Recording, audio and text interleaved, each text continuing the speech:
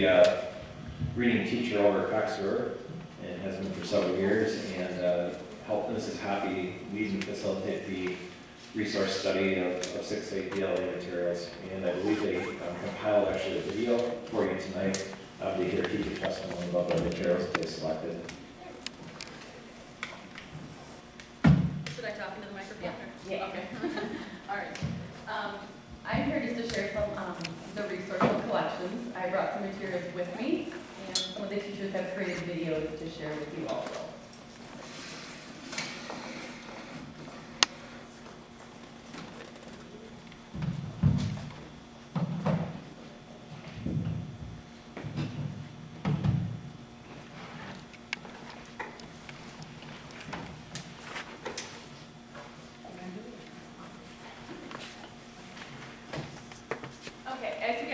There is the big teacher book there. All the lessons in that book are aligned to the standards, and they're arranged in different themes. There's a classroom set of student books. All the text is rigorous, engaging.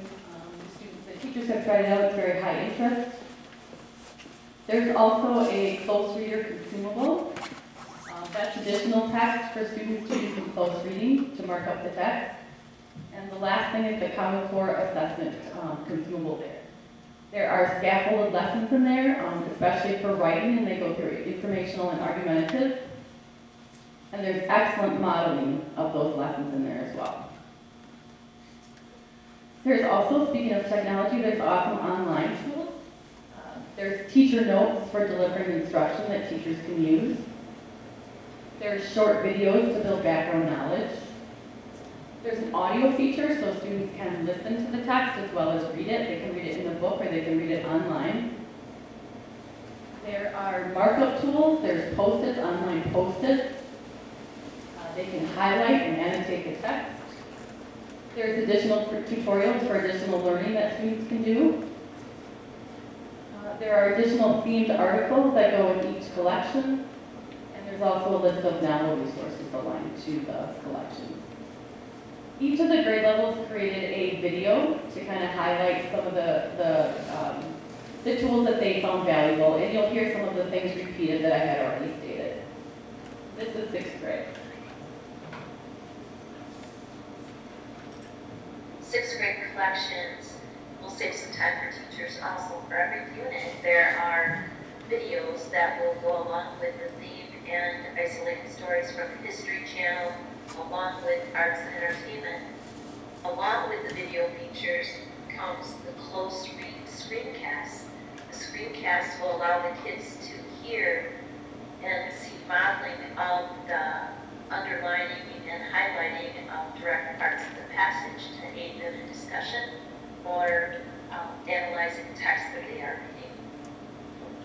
reading. In each unit, the students have tools that will help them navigate throughout the textbook. There's a table of contents where each unit is broken down into the individual stories or poems, pages with reviews and questions. They also have additional resources about the topic they could use for research that they are doing or in paper writing. There are level up tutorials that will help them go to a higher level, especially for our higher children. Then there's a bookmark that as the kids are reading, if they leave off a place, that will help them mark pages. As you can see on the side, there is a notepad. There, the students, while they are doing close reading, can write down notes. They can highlight information and collaborate with other kids about the notes they've taken or leave them there for the teachers to see. Likewise, you see the audio buttons, the page view. They can select do they want one page shown at a time or single pages. There are help buttons, and at the bottom you see the standards so that they can see what we will be assessing them on or setting our goals from for the day. The highlighting tool allows the children to highlight key parts of the text as the teacher or within groups that they go through or by themselves. You can see that there are various colors, so the teachers can say, I want you to highlight key vocabulary terms or new words you've come across in one color. They might be working on text evidence and have to cite a response to a specific question in a whole different color. Possibly they could use a color to highlight signal words that might signal cause and effect, or descriptive words. So whatever activity or whatever goal you're working towards, you can have kids highlight and you can walk around and check those as we are assessing within the classroom. The interactive notebook is another key feature of the collections series. Within this, there are slides for foundational skills, reading literature, and informational text. If you think back to all the PowerPoints the teachers created, it is similar to that, the fact that these are created for us, directly related to all the units we'll be working on. The teachers can use them for interaction with the kids as a large group, or for kids to use in small groups, possibly while they're doing guided reading, or then we can assign them to students and download for them. Some of the skills you would see that they would use would be main ideas, author's purpose and perspective, and possibly primary and secondary sources. Okay, so as you can see, she kind of highlighted the online post-its with the highlighters, the marking up of the text and the annotating. And then at the end, she had some, she highlighted the teacher lessons that they can use that are already created for them with the notes that align to the theme.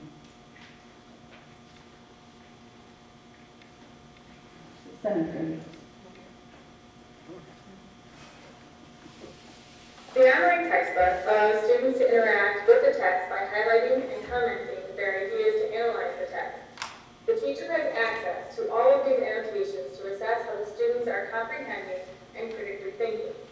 Students may also choose to organize their annotations by color and by tagging the information so that it can be easily sorted through later. With each story, students also have access to a resource map, which may offer everything from History Channel videos, screencasts, level-up tutorials, and author biographies. These resources provide background information that's useful for engaged and informed readers. In this tutorial, you will learn. In addition to online resources for students, teachers are offered interactive writing and speaking lessons.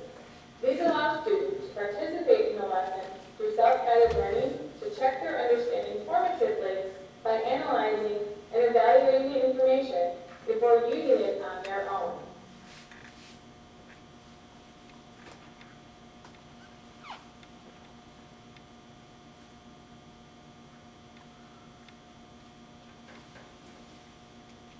Here she's taking you through a tutorial of what a student might go through.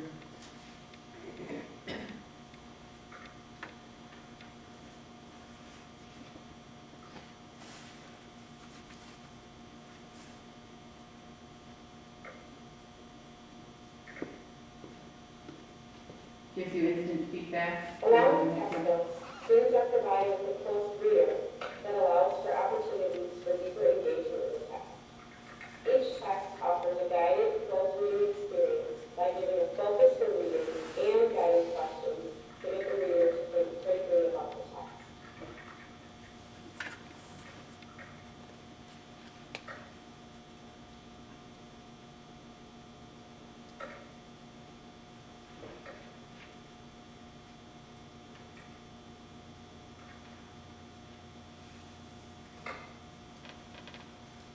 They had more of the annotated features with the post-it notes, the highlighting, and students would use that to do some sort of writing performance task after they finished.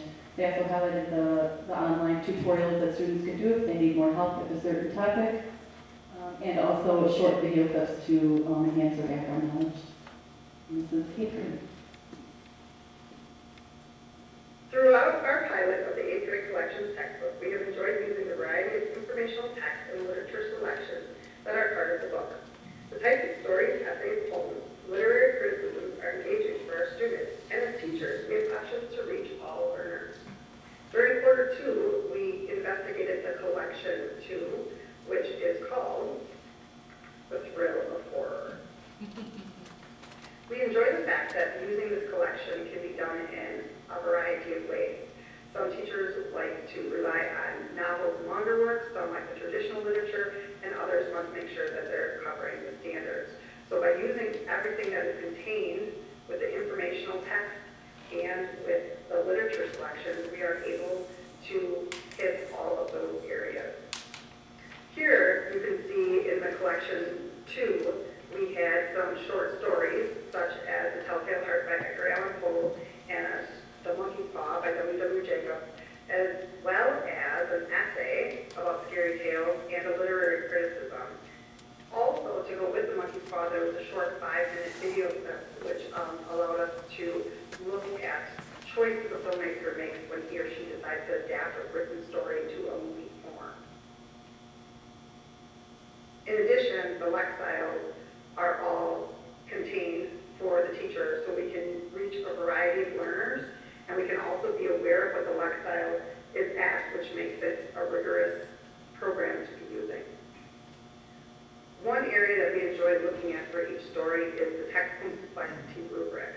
This is for the Telltale Heart, which is at a Lexile of 850, and in this rubric, you can see that there are levels of meaning and purpose, the structure, language, conventionality, and clarity, and knowledge demands. This not only gives us a Lexile level, but tells us what the students will encounter while reading the story. This way, we can differentiate and scaffold for students based on their individual learning needs. During the reading of the story, the students are able to interact with the text from their student ebook edition. One of the things that we enjoy also about this is that in here we have a button that the students can click on for a close read to take them deeper into the text. Not only that, but we also have academic vocabulary that is defined right there so that they can understand what they are reading, along with setting a purpose for reading. When we finish the reading selection, then we have the option of assessing our students and what they learned about the standards and about the goals that we had in place for them during the unit. This is an example of one of them. And what is really nice about this is it doesn't use the selection that they already had read through.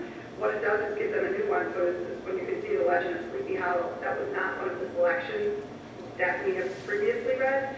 So it's set up like other standardized testing that they will encounter, where they look at maybe unfamiliar passages and have to then read and answer questions based on the standards about what is happening in that specific selection. And then if you go on, it also has academic vocabulary in it as well as short writing tasks. Provides an opportunity for students to invite and help text. By the end of our collection, students have read with them a variety of short stories, simple essays, and even evaluated films. They use this to compose a statement of whether or not serious stories are appropriate for children. Each collection also comes with a set of critical vocabulary that we embedded in the text. With varied collections, academic vocabulary, assessment, close reading, and text complexity, our students are receiving a rich and rigorous teaching. As you can see, that showcased some vocabulary features with a lot of varied text. I thought the teachers did a nice job of picking out some resources that have high impact on students. Do you have any questions? I just have one other thing I want to share.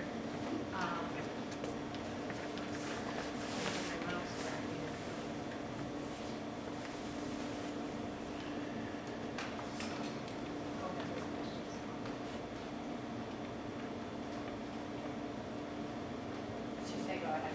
Yeah, go ahead. Okay, sorry, I couldn't hear. For the, like where I showed you the Lexile for the different reading levels, so are there tiered levels within there? I wasn't clear regarding that. There are different Lexile levels with the stories. They are, they're at a level where we want to get our students. Remember in RTI, you want to have those universal materials because kids have to be tested on the universal materials, so you're scaffolding it so they can do that, but you do want to see where they're at and see their growth if they're below or, you know, managing that and then moving them ahead. What I put up here is the question of, you know, when we're talking about standards, what are we talking about? What is the curriculum development process in a Waterford graded school district? So some overarching themes I think that we take into developing curriculum and then looking at materials. Certainly global competitiveness, meaning local and national. What are the current strengths and weaknesses of the program that when I came into the district, what were the strengths and weaknesses, and what else do we need to add in for our students? I think adding in some more reading foundational skills, phonics, phonemic awareness phonics to a morphology, really developing that just a little bit further, as well as writing, not only narrative but informative and particularly argumentative or opinion beyond just stating opinion, but giving the facts behind the opinion and then looking at counterclaims and those kinds of things, which is really a higher level thinking skill. And then what are our common assessments going to be? How are we going to be able to sort of guarantee that everybody at a certain grade is getting similar type of learning when we're talking about the base level? And then having in the curriculum process is really a part of PD because you should be having rich dialogue, and that certainly is happening in this district. Rich dialogue about what are we doing with kids, what do we know, what do we not know, wrestling with different topics, text complexity and what is close reading and how can we teach that to our kids. Reviewing materials then that go along with that, and then looking at what are expectations from all kids. And when we talk about Common Core, then we look at, there's not any materials out there that aren't going to say Common Core. So you have to move a little bit beyond that to see if the materials fit the need for what you want to teach your students in this school district. And those particular areas are really strong in some of these materials. And then of course math, same thing with our everyday math and our CPM. There are Common Core for only literacy as well as then math. So some of our goals in math is to continue to uphold strong student growth. We've done excellent there. Provide a smooth transition from middle school to high school, and ensure that students can explain their thinking, their math thinking, and answer complex problems. Doesn't mean we don't want them to be answering those problems. Math is about accuracy and efficiency, okay? But you have to be able to explain your thinking, especially at the younger grades, so that a teacher can thus be able to help you if your thinking is inaccurate. So, and then in ELA, strengthen that reading because of our reading scores, and particularly in the areas of phonemic awareness, phonics, morphology. And then we're beginning, but we can only take on so much at a time, but we're beginning to really talk about where we're at with writing, and certainly some components in these that have really kind of catapulted the writing, but we'll be talking about that more as we move forward. And then encoding and decoding, which is about spelling. Word work is about spelling words and then reading words, and talking about reviewing some areas of that, and we're kind of held off on that until we get further in our reading, but we'll be talking about that shortly. And then once again, opinions and arguments is a critical component of not only reading, identifying, and then being able to write that. So as we talk about standards, we're talking about some standards that are, quite frankly, right from the Common Core state standards, and then other ones that we will over time look at, especially in the reading, in the area of spelling. What are we really going to add in that we feel is important to our district and what our kids need to do? So just a little foundational piece there. All of the materials with the collections is online, and so we would not be buying a book for every student, probably. I'm still working with the collections, Harcourt Grace, Houghton Mifflin representative about that, whether it's cheaper to buy everybody books so we get the online free, or how we go about that. So I can't say right now, but I'm sure I can by the end of the week, because the rep just sent me another question. But how much is these additional reading materials for 6th, 7th, and 8th grade? And what I really like to say is that really proud of the teachers in 6th, 7th, and 8th grade, because as a past 6th grade teacher, I was really fired up about getting these materials. And these are some tough materials, some really materials that at first, we talked about, and they were too tough for kids. And now the teachers are just so rocking with these materials, and the kids are able to do them. And I think it's brought that whole level of 6th, 7th, and 8th grade in our district in literacy to a whole new level already. And I really applaud them and for taking on the challenge, and they're really working together as a team under Erin's leadership. So, and you heard 5 of the teachers talking on the videos. I love it. They were going to speak at the board meeting, and when I said, well, it's going to be 7:30, of course, Erin said, I'll be there. And the other people said, well, hey, let's go digital. We can do it for you, Kathy. We can do it online. And I just think that's really awesome for our teachers. So, as far as the cost, definitely know it's going to be under $30,000. If we're interested in that, in pursuing that further. I couldn't give you the exact number right now, but I'm sure I can later on in the week. But I really think there's some materials that we need to have. So with the journeys and the collections, I really see we're on really next level of our literacy support for our kids. So, any questions for Erin? Or myself? I guess going back to my question, so like the telltale part was that whichever lifestyle that was. So is right now the whole class is reading that selection, and then it's scaffolded either way, either to get to it or to get from it Correct. to grow? Okay, so but they're all at the same level. And do these materials help provide that scaffolding for teachers, or is that something they've been working on, developing, or? Both, they use the resource and have used some resources of their own. And I would guess the scaffolding is going to be easier going with the full online version, because it's going to do a lot of that rather than the textbook, correct? I would say that sometimes depends on the child, but, But I'm saying in terms of, I mean, it'll do some of that for you where you can yeah, save some of the definitely. legwork on your part. Definitely. To get all that stuff together so that you can work on kids understanding the content rather than trying to gather the correct pieces. Definitely, between the Right. tutorials, the little videos, Right. the notes, definitely, yes. I think even how you can search online has become so much more helpful to the teachers in being able to pull things together quicker.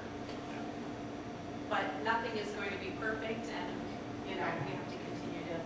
I guess my question is that you feel that the other resources they provide support the main product, and that you don't feel like you're having to supplement so much on your own. Correct. I mean, of course, you have to at times for different learners, but the majority of the time that you're able to use these materials. Right, definitely, we like all the various tools that they provided for us. And I appreciated the videos, they were very well done and Yeah. helped walk through the different stuff. And that was Nancy Dietzick, Kristen Henning, Renee Hyden, Jessica Rather, and Erin Kuhn. Correct? Know my voices. Any other questions from? Is this enhancing or replacing what we're currently doing? I would say that the last things were purchased over 10 years ago, so mostly teachers they were using some of those materials, but they were hunting and finding on a constant basis. Is this, with resources like this, are most of them like this now, depending on whichever publisher you go with, they have the online resources, or is this something Well, we did, particular to this company that's really good, that they do better? no, there was another company that we looked at a little bit, but not too far into it because it's only online. And, we do have students that have, need to have written material because of concussions, technology abuse, even how they think and how their brain works, and that they need to only have, So we decided in the end that we would not choose that because that would not fit for all of our children. I'm just curious, as we see new resources and things, if this is kind of not how it is, that they have the textbook aspect of it, and there's also going to be the online aspect of it, and that's just how the new stuff is. And just out of curiosity, and then when you go from, the language arts to, math and the different things, is there any sort of continuity with the different online tools? Or is it kind of a new, different experience for each classroom, like you're using a different tool, or, you know, this particular resource has this online thing where you have to learn how to do it, and this one has a different online, where you're kind of, a typical student is maybe learning 5 different ways to go online and participate in class and do the post-it notes, and each different thing has a different way of doing it. That just, Slightly different, but, you know, as far as that, they're similar. But like everyday math, some of the teachers asked if we could get the online materials for everyday math. First of all, we do so well in math, as well as like, sometimes it's cost prohibitive. It's $9,000 a year per school to have the online access for everyday math. So there's, you know, sometimes when it's just not feasible to have that. and in your experience so far, is the usage of that high? Do the kids use the commenting and the interaction with the teachers, and is the popular? Yeah, I think the majority of the kids do like the online tools, definitely, yeah. It's really neat. I mean, there's no doubt about that. It's a slick looking system, and the things you can do is pretty amazing. I'm not that old, but it's definitely different than when I was in school. Interestingly enough, I was at the Badger exam meeting today and with Sarah Shepke, and many of those tools are the exact same tools that they have to do for the test itself, the highlighting, the taking notes, the copying, and, you know, the 2-page thing. And so it also prepares us for those kinds of things. And if you think about your daily life, I'm constantly Oh, between, absolutely. you know, And so it's a good thing. And it's, yeah, Yeah. you can look at it 2 ways. I mean, it's good to have to experience different tools and Yeah, get the hang of them all. I was just more out of curiosity's sake of yeah. how it varied and. It's a whole different world, isn't Sure. it? What's the ongoing consumable cost? I think $12 for the close reader. That's it. Okay. But they can also, I mean, it could be something that could be printed out, because you can print all that out of the program itself also. So you have to decide which is a better choice. Okay, what's financially. the life expectancy? I mean, it's a 6-year license for online materials. They say that, but then after that, they usually don't take it away from you. Right, So I would say 6, 8 years. minimum. No, it's good looking book from a little bit I saw it, so kind of makes my eyes jump too much, but like color.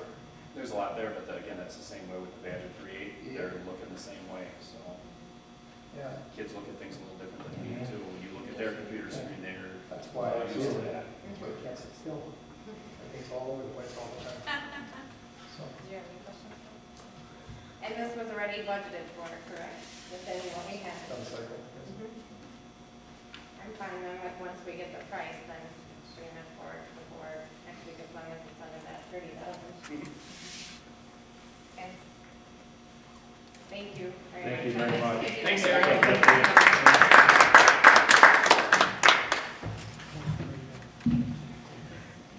All right, our next item is college and career update.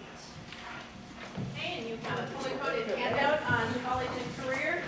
And just a reminder that I'm bringing you this information just for some information as I work with the college and career team.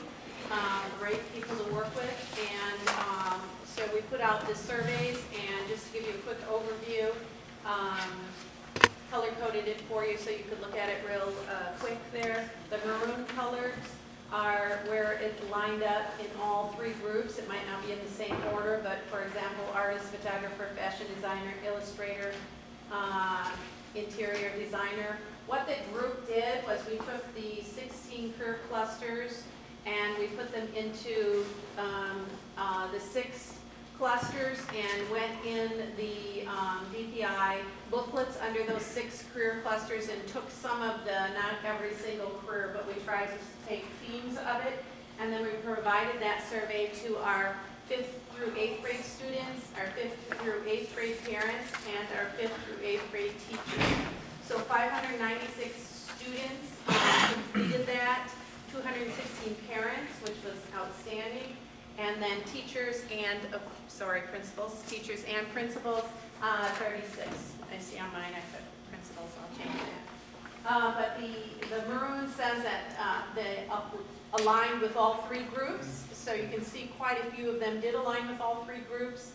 Blue is the student group for sure, and one other group. So quite a few of them also are in the blue category. And then orange is parents and teachers, but not students. And then the white ones were kind of outliers for the group. So if I look at it, which I will take the themes off before I work with the college and career team, but just for our discussion tonight, I said, in my mind, the overarching themes are that students, parents, and teachers are looking at careers that focus on creation and innovation, high use of technology, engineering, science, thinking, and caring for others. So then what the goal would be is to take this information to the next college and career team with Marco Ayers on that team, and to begin to put together a recommendation of how we could use this information and carry forward what we think are the needs of our students in the next 3 to 5 years. So that's what we would be bringing forward to you in April, but this is just information, like the last month was information. Now this is the next step of information, and then we'll want to bring together what are we going to do about that? How are we going to meet the college and career pieces in 2017 with educating our students about college and careers? What choices should they have? What are the emphasis? I just think it's important to ask the students, to ask the parents, and to ask the teachers. And it's not necessarily the particular careers that are important to me, but what are the overarching things that we want to provide students with? Okay? Not anything earth-shaking, but I think it's important to then use that information as we share out why we're doing what we're doing. So, any questions on that? Just one comment that I think going with the themes, you know, what you see from here, because of course I think your parent rating group of 216 is probably a little low. You know, so just knowing that it's a general thing, you know. Right. But 216 out of 4 grade levels is actually pretty good for school surveying, but we certainly could. We can open that up if we choose to. Yeah, but I think just taking themes tells you. Right, instead of saying, okay, kids want to do, you know, we have to have this, this, and this. What are the bigger things that we can look at? What do we currently have? What do we like to offer in the coming years? It's likely there'll be things that our current 7th and 8th graders are going to be doing that we don't even have to take. Right, absolutely. The question I have is, I don't see any of the big ones in here, which are mechanical engineer, electrical engineer. You do have civil engineers, environmental It's not engineers. even close to what mechanical engineer is. But I mean, as far as engineers, but no, none of that. I mean, my problem is I look at it with the students' like versus what reality is. That's why you want a career group to focus them on things they don't even know about. The unfortunate part of this, if you take the first half of the page of the students column, majority of the first 4 are not going to make a nickel on. My sons were looking down some of those paths, and as soon as we show them what your cost and your outcome is and what your life monetary guess is, you're not going to make any money. So the parents column is a little bit more realistic, but how does a student know if, let's say, one of their people in their family is not an engineer, how would they know what an electrical engineer does, or a robotic engineer or something? Well, that's where I didn't get to segregate it out by 5th grade, 6th grade, 7th grade, and 8th grade, because in our 7th and 8th grade students, by this time of the year, would have a pretty good idea, because we have the Career Clusters course, which teaches them We what. went over pretty in depth. Yeah, so it would be interesting if I disaggregated it out by grade level to see what's the difference between 5th and 6th grade and 7th and 8th grade. So maybe I'll do that before the week's end.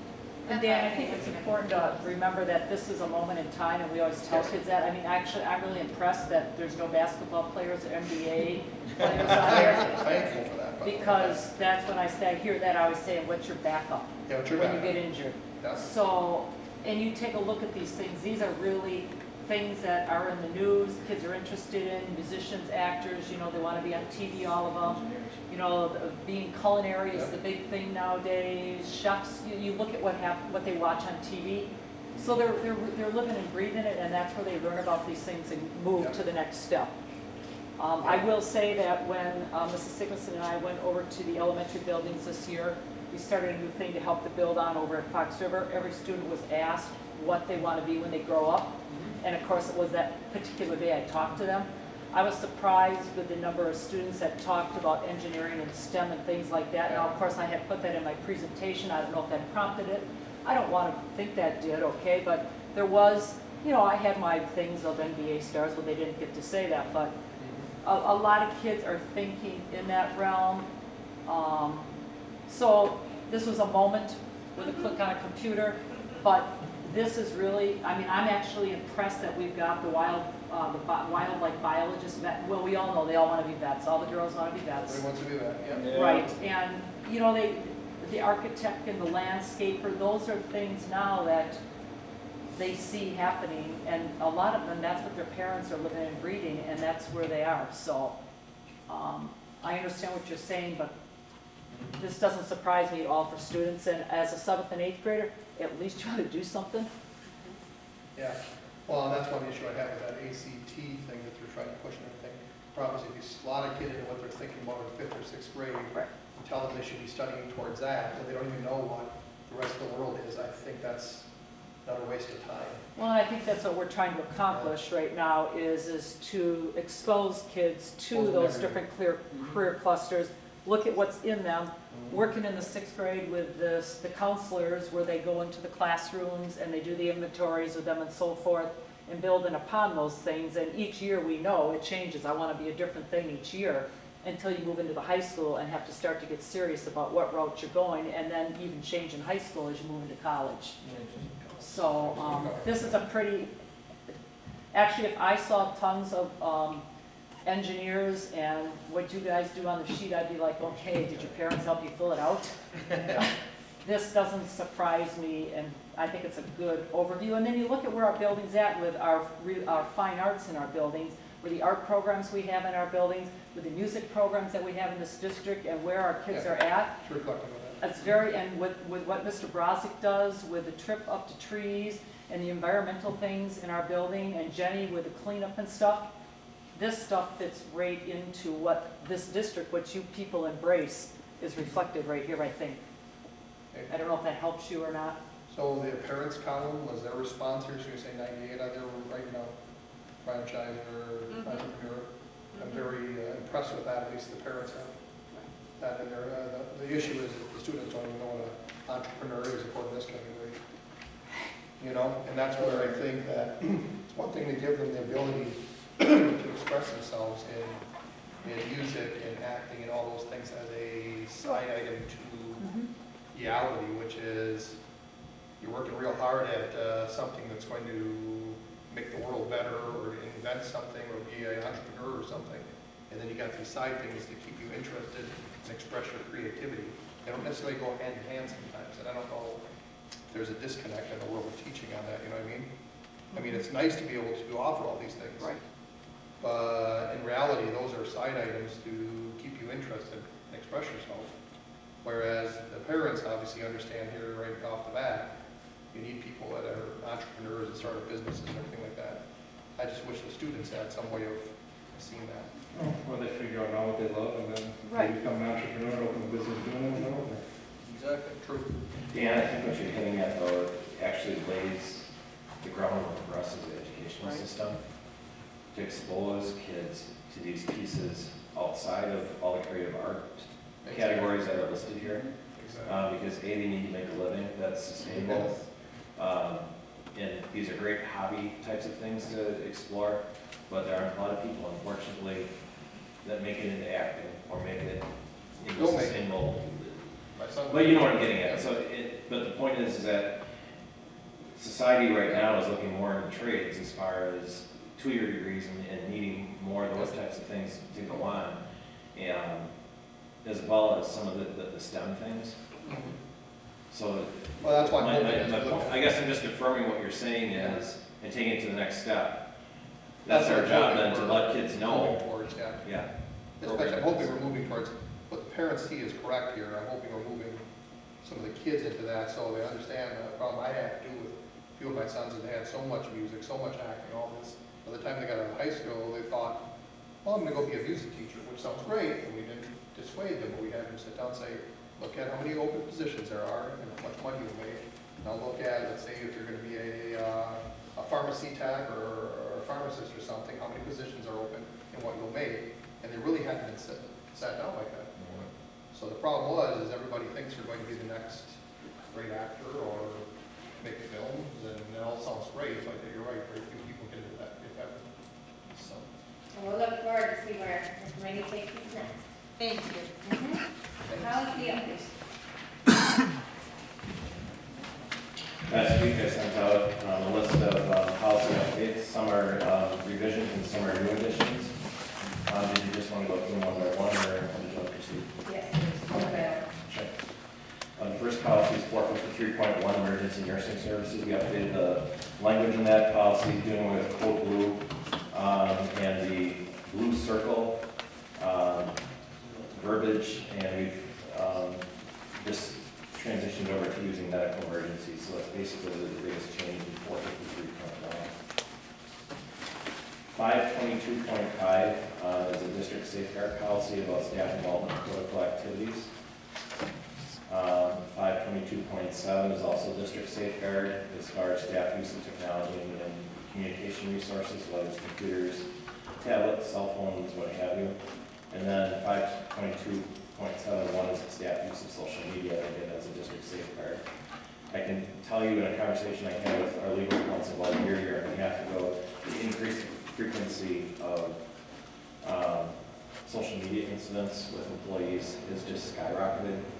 And so we don't have probably enough clarity in our policies, and so that's why I'm adding and recommending we add those two things in there. Can you just expand on what you mean by that in terms of people just simply using it or inappropriate uses? So As more so inappropriate uses, and like outside of school type of thing? that's part of it. Okay. Also, some of the social interaction with students. Okay, that's That's what I was probably the wondering. biggest piece, right? Wondering. Yeah, Okay. thanks for asking. 523.1 is the health examinations, adding the lab work piece in there and making sure that it's referenced to the employee handbook. 528 is a new policy regarding student-staff relations, and it actually reinforces the technology use as far as how staff and students should or should not be interacting with each other, especially outside of school walls. 532 simply cleans up the vacation language by editing the last sentence. 534 cleans up the substitute teacher policy and actually gives the administrators at the building level more flexibility as far as needing to assign teachers within the building. 535.12 is a brand new policy and actually supports state statute and probably more so a national movement as far as allowing nursing mothers some break time and privacy in order to do that. 536.2 is an update, and I had legal counsel actually look at it just to make sure that it aligns with statute and our employee handbook and any other policy pieces that they felt needed to be in place.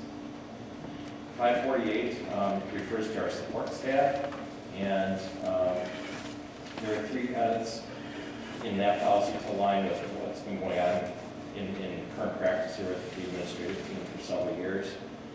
And then 549.1 is just the supervision of those staff members with 3 edits in that. 731.2 is a brand new policy relating to locker rooms and restrooms and changing areas and privacy, and that's in response to an updated statute. And it's, again, one of those pieces that we don't have in policy that we really need to have, especially with the increased use of the rec department using our especially over Fox River, the gym and gyms and so on. And then the last one that just came through late Thursday afternoon was the parent-teacher organization policy number 815. And so I didn't know if you wanted to have separate dialogue about that. And then Dawn and Kathy have been also working on researching a strategic planning policy, and that would be in the 100s. And I didn't have a chance to include that in the recommendation. I didn't know if you wanted a policy or where that was at. So those are the pieces that I'd be recommending that we bring for first reading next week based on your input tonight. All right, so going back to policy 453.1, emergency nursing services, were there any changes anyone saw or comments or questions regarding that?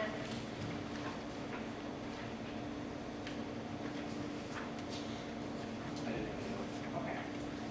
Okay. And the next one being 522.5, staff involvement in political activities. I didn't have any. No. Okay. 522.7, staff use of technology and communication resources.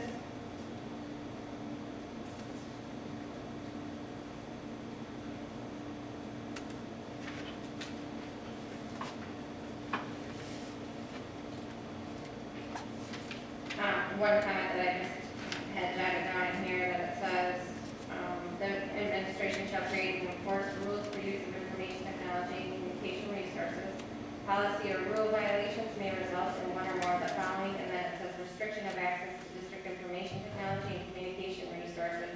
And I just wondered the thought regarding how would we then work with students regarding that if we would have a restriction such as that with so many of our things resorted to technology regarding their instruction or those things, or other controls, parameters we can put on that they could access what they need to, but beyond that, I just didn't know what that would look like. So, That was a question. I don't know what that would look like, so if you could let us know. Sure. I guess what I would see is more pencil, paper, book interaction and telephone interaction than necessarily specific websites or email communications. Is there a way to put controls? I guess I would be disappointed as a parent for my students to be penalized by an adult's choice regarding technology use. So is there a way that we can, through the tech department, put restrictions on certain things? I think so. Absolutely. Okay. Absolutely. That was the one thing that jumped out at me regarding that policy. That's what I figured. Maybe we want to add so as not to interfere with the instructions of the students. So like, That's good. I got a question back from the previous one. Go back to this one, there's no negative consequence paragraph written such as you have in the staff use of technologies. Should there not be something written? where are you? Political activities, policy and report. Okay. I'm looking at a consequence paragraph in the technology and communication resource policy, but nothing in the staff political activities policy. Just says you shouldn't do this, doesn't say what happens if you do that. Should you have some description of what you do? Yeah, that good disciplinary action. Something, you know. Right. Up to and including termination. Just use number 2 for the next one. more or Well, there you less. go, exactly. Right. Yeah. Okay. Did you want it after letter D or at the I end? would think so, Or- yeah. Thank you. Anything else regarding staff technology and communication resources?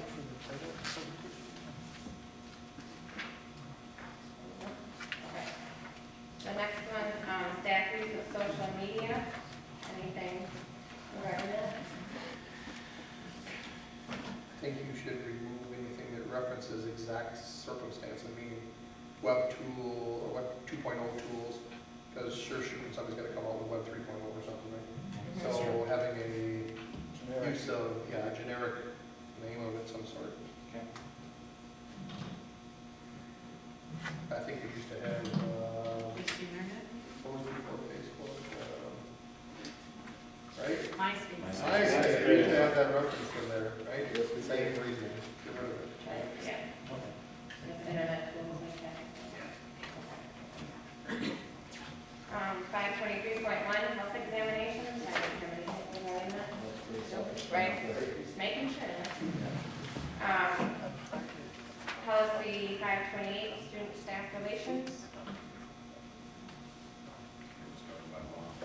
Exactly, but Yeah. we read about it all the time. Right, I know.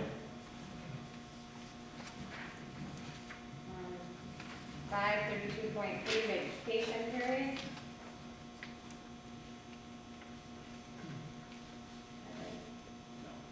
I think, again, you're limiting down to exactness here. I was thinking, because you don't You're always. saying 2 weeks at Christmas. You don't always get You to. don't have to get Christmas. Maybe it's Depends on the Christmas break. school year, the calendar, so I would clean this up and say based on your approved school year calendar. Okay. Do we technically call them Christmas and Easter breaks? or- Yeah. Spring. Yeah. Just to follow. Holiday and spring break. Winter and spring break. Okay. You don't mention it. 534, substitute teacher policy. The only question I had, when it is not possible to obtain a substitute teacher, a parent teacher may be requested to substitute, do we compensate at all regarding it? So do we want to put, I guess something that, the board needs to think about is that the people are running on the clock. In other words, they are already being provided a salary to teach. And the compensation above and beyond to fill in during prep time or something was more of a union negotiated piece. So we still continue to compensate them, but I took it out of policy because I think it gives more flexibility in the future. Who do they typically compensate? Vary or? It's in 15-minute increments. I want to say it's like $8 for every 15 minutes, so it's like $32 if they worked a full hour, but it's around that. And I guess my question too is how often does that happen right now? Probably more so than middle school. Sure. Yeah. Does it schedule a lot, right, again, how almost often are you in need of that quick person to jump in for you? Teachers have to go home sick, can't fill sub positions. I mean, I had to get a teacher today. It's pretty frequent. I mean, when you got a teacher 8 hours a day, I got to have someone cover every hour. IEPs, special ed. It's very difficult to fill my special ed aid positions, and we don't cover the special ed positions, but sometimes the teachers. It happens. And I guess so the follow-up on that is if it's happening, is it right now, you're asking people to fill in? Right, Are they- I like Are that. they taking it or not? I mean, Well, they take it, yes, they do. Okay. Yep, and many times, yeah, they're very willingly taking it, yes. Well, and I guess my follow-up on that is, to me, it's always better to have the teacher, I mean, to me, it's an added thing to pay just that small amount to have a teacher in that classroom that's familiar with the kids already. Who wants to do it? That wants to do Versus being it, told right, to do it. rather than being forced to do it. I mean, I don't know, it's a small amount. It's, if you plan on, I can prep for this science lab right before that class, and then all of a sudden you're told you have to do it, it's gonna affect your next class, and that's the only issue I would have with that. Can we figure out how much money it is? We're talking I don't think about that in dollar amount. Yeah, I mean, In the policy. that No, not in the was policy, there. but if you're just asking how much are we currently spending on this, how much would we spend if we had to pay for it? well, we are right now. Yeah. For that. We are, right? Yeah. Oh, yes. Oh, Yeah. Teachers fill out a timesheet and then sign by the principal. Yep. Well, no. well, Jody takes care, I don't know if maybe in your The building, but, elementary too? Yeah. yeah, yes, we do.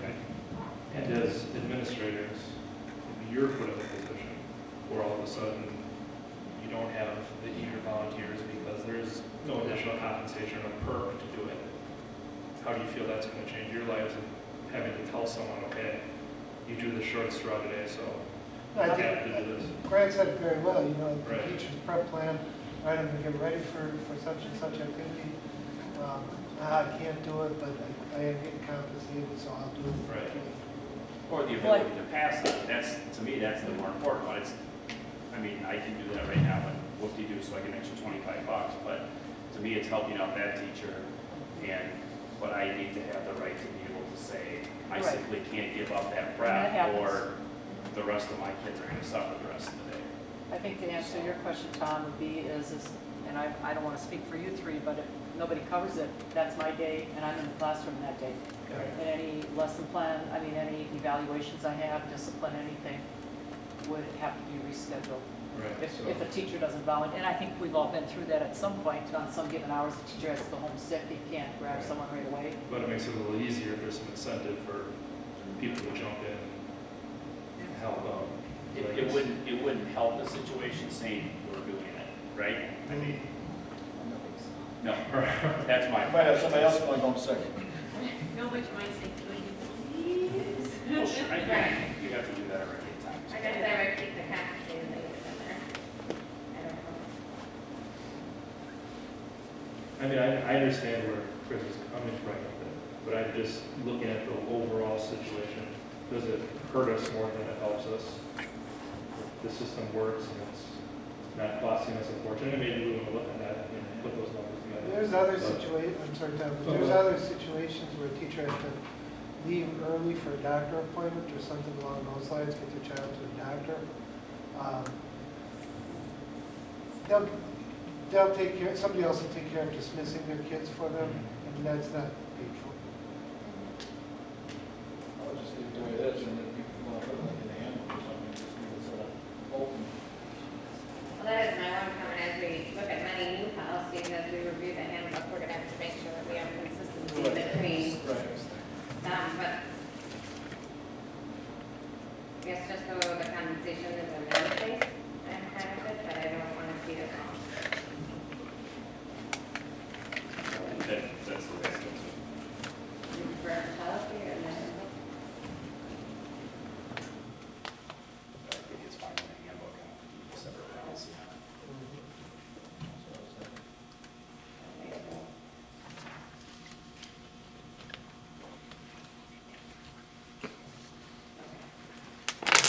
Then, policy 35.12, break time for nursing mothers, just, the only thing I had is that all requests for break time for nursing mothers under this policy shall be made to the, It goes to the building principal. Okay. And they've been great at accommodating.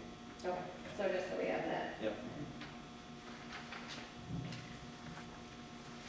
Policy 536.2, employee discharge. I didn't have anything in here. Good. Policy 548, instructional support staff evaluation. I don't know if we need to do the principals do those evaluations, so do we want to put that within there? Some of the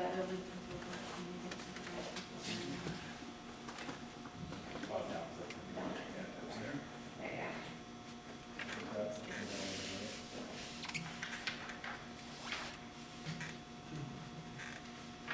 Policy 549.1, supervision of educational support staff.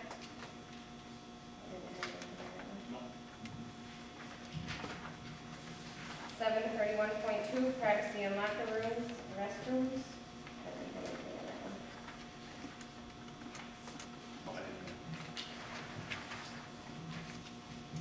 And then 8:15. Well, no, we still have one more, the strategic plan. The parent-teacher organization policy, 8:15. I didn't have anything with that written right now. I didn't either, I just didn't know to keep it clear. I know one of the things, it's already board policy, but anytime money's donated, to have it okay by the board, if that should be part of that too. I mean, this is probably the document that the PTO is gonna go to, keep that streamlined.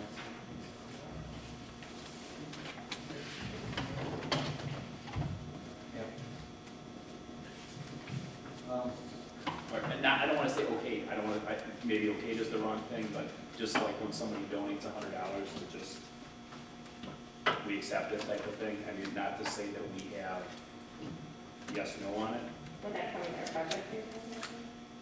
Like, I would think so.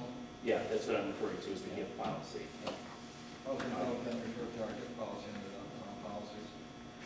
I would agree, I just didn't know, so that We should have. if it should just be in there, because this is probably the document that's the easiest to read for PTO, it's all in one place. When I was drafting this, I was thinking along the lines Dawn was, that you as the board approve the budget. Okay. You're approving, yeah. But if you- it's No, that's fine fine, as long as it's anytime. understood in there, that That's that's the what I was, same thing. because that's what we used to do years previously, that's why. That's fine. No, as long as it's in there somewhere, I think. And the only thing that I wanted to ask about this policy is if we could then make sure that this is shared directly with our current executive board and current PTO, so that if they want to come and have discussion with us at a follow-up committee and or comment at the board meeting, that they have that, so we can make sure it's forwarded to the president. Yep. Thank you.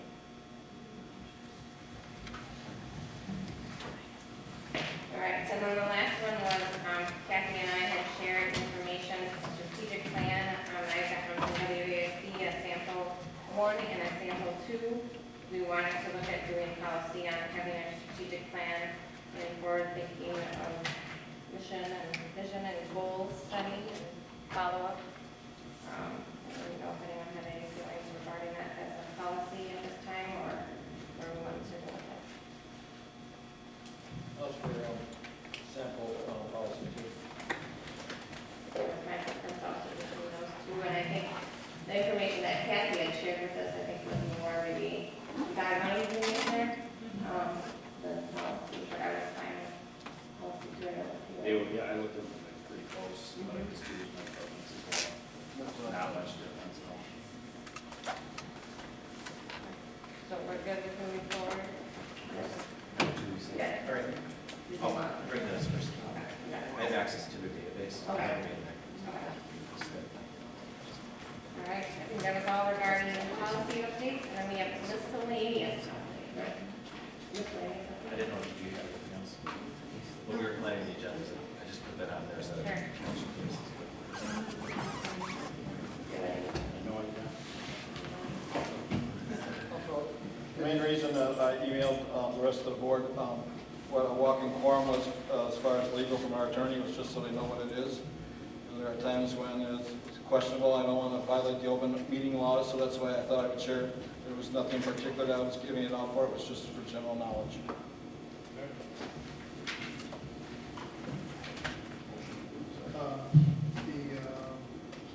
The previous thing we were talking about was the busing. I'm not sure we had, should be a policy, correct? If we're talking about policy, we use that busing. And you are correct, done. We were going to talk about the policy. So our question is, we're going to do the last item, and March 25th. It's also on the one we posted because it's on online already.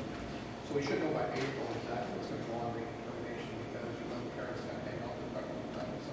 That's why we need to get letters out to them in April, as soon as your decisions are made. Now, I inferred that you as a group are okay making exception for evergreen. Yes. For Yeah, they that, have for the to. daycare piece? Yes. Did I get that right? Yes. Okay.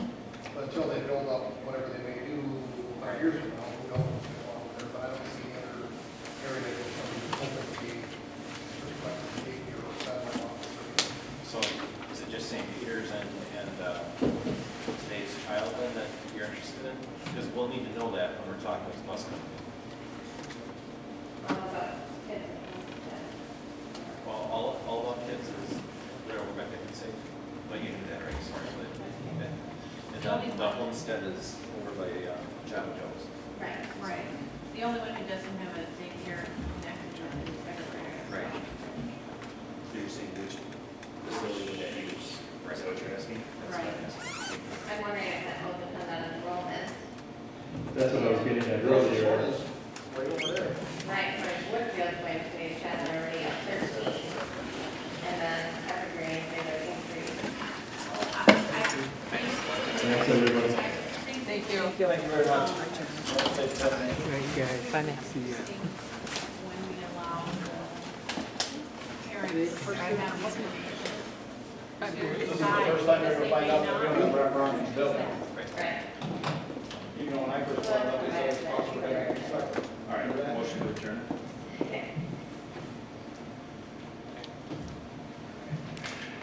Have a good night, everyone.